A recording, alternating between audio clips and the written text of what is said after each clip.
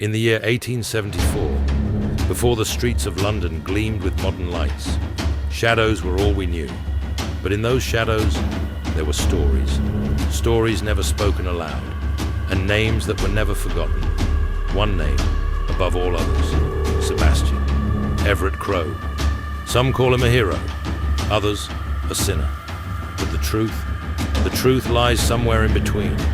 Sebastian was just a man, ordinary, simple, at least at first. He didn't choose the path he walked, or maybe the path chose him. His story isn't for the faint of heart. It's a story of curses, of shadows, of choices you would never dare to make. But if you truly wish to know, then listen closely, because this is a story you won't hear again. Sebastian Crowe, the man who rewrote the laws of darkness. And here, before our very eyes, we open the diary of Sebastian, written when he reached the age of 70, after a long journey marked by disasters, adventures, and unforgettable tragedies. Let us begin with the very first pages of this living tale, revealing secrets of a life unlike any other. London, 1872. Morning light crept slowly through the windows of my room, casting pale lines across the chaos scattered all around.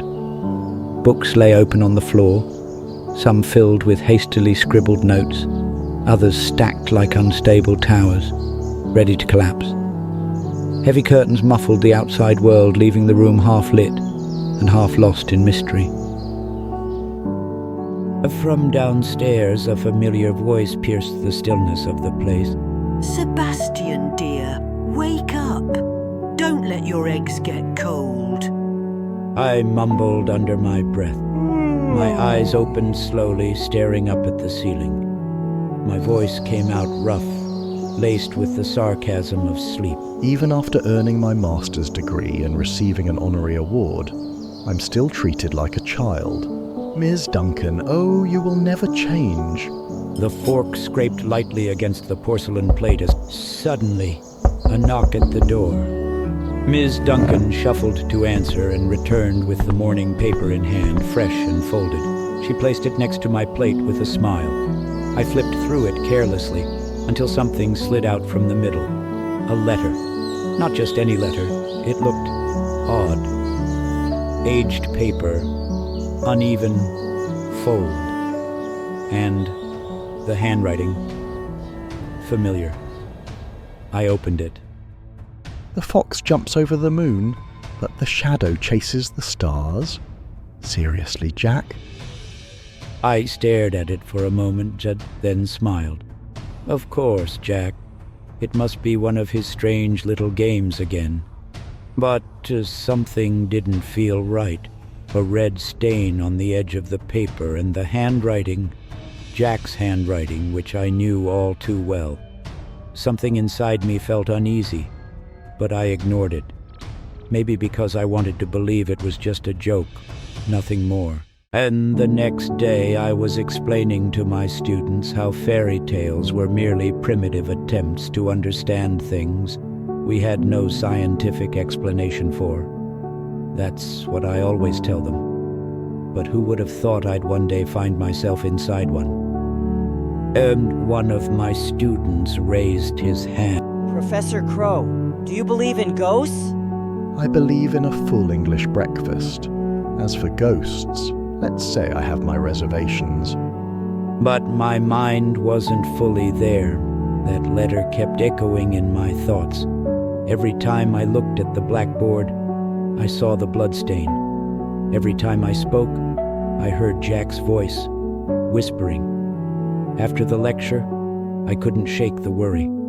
I went straight to my friend at the medical faculty, Dr. Edward Harris, a man with a thick mustache and a permanent smirk. A sample? Huh. What is this? Have you taken up writing detective novels now? Just a quick test, Edward. I need to know if this stain is blood. He shook his head and laughed, then took the sample and said, Let me guess. A love letter from some dramatic noblewoman? By the following morning, I had convinced myself it was just another one of Jack's tricks, typical of him. And yet, he lingered in my mind all night long, like a shadow behind the door, quietly waiting for me to admit I'd misjudged everything. The next day, outside the lecture hall, as I spoke with a fellow professor, a staff member rushed up to me. Dr. Crowe. A message from Dr. Harris. He said it was urgent. I unfolded the note with hesitant fingers. Apologies for the delay. I was tied up yesterday. I've tested the sample. It's blood. Human blood. Blood. After that, all my excuses vanished just like that. Suddenly, I remembered the letter. It was written in code me and my brother Jack created in our childhood. It was... The fox jumps over the moon, but the shadow chases the stars.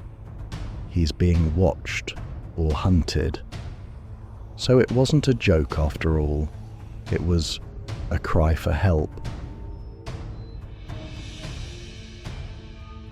I entered Jack's house with a cold shiver running down my spine. Something felt off. No signs of forced entry, yet the front door wasn't properly closed. Inside, everything was in disarray. Papers on the floor, a broken cup on the table, half-shut curtains.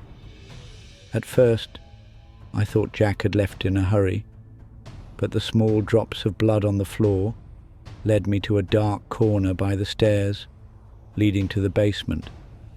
I paused at a slightly larger, dried, dark stain. Jack, are you here? No response.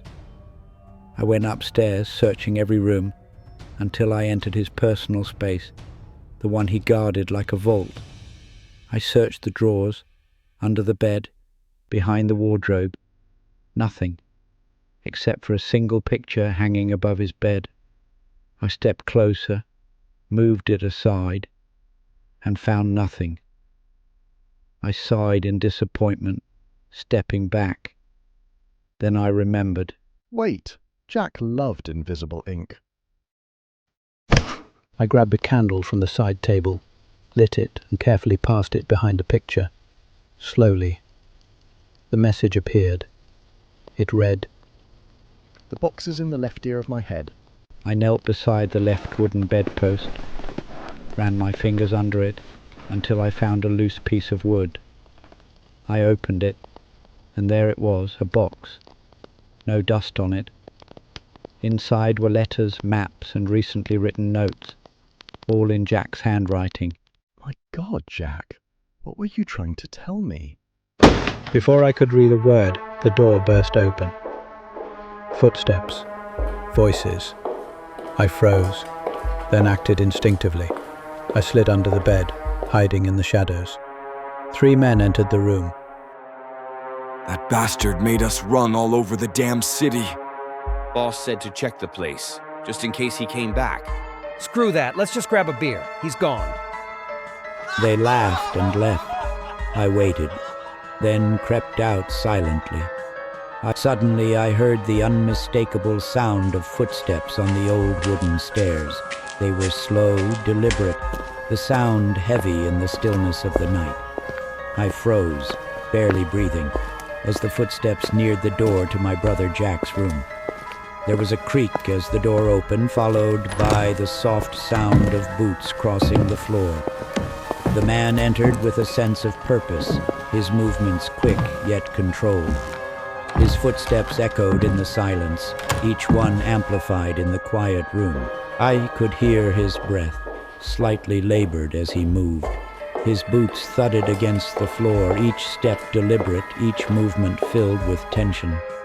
The door had barely creaked shut before he started searching. His gaze darted across the room as if expecting something to appear out of the shadows, something hidden in the corners, something he could not see yet felt was there. The air was thick with the weight of his frustration. The sound of his boots was almost deafening as he walked around, pacing, looking, his eyes sharp, scanning every inch of the room. His hand brushed against the walls, the bed, and the floor, as though trying to find something, anything that would reveal the truth. But there was nothing.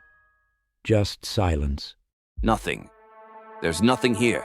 His boots scraped lightly across the floor as he began to walk away from the bed, his movement swift and sure. He moved toward the door, his presence heavy in the room, the tension palpable in the air. The door creaked open, the sound of his footsteps fading as he walked away, leaving behind the silence that had filled the room. I held my breath until I could hear nothing but the distant sound of his retreating footsteps. The door clicked shut, and with it, my heart finally began to settle. I was left in the stillness, my mind racing, filled with questions. What had he been looking for? What was he trying to find?